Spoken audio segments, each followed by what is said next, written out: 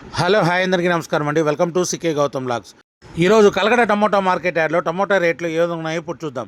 అందుకంటే ముందు మన ఛానల్ ఏమన్నా ఫస్ట్ టైం చూస్తుంటే ఇంతవరకు సబ్స్క్రైబ్ కాకపోతే ప్లీజ్ సబ్స్క్రైబ్ కాండి. అలాగే పక్కనున్న బెల్ ఐకాన్ని క్లిక్ చేయండి. ఇక నేను పెట్టే వీడియో మీకు యూస్ఫుల్ వస్తే ప్లీజ్ లైక్ కొట్టండి.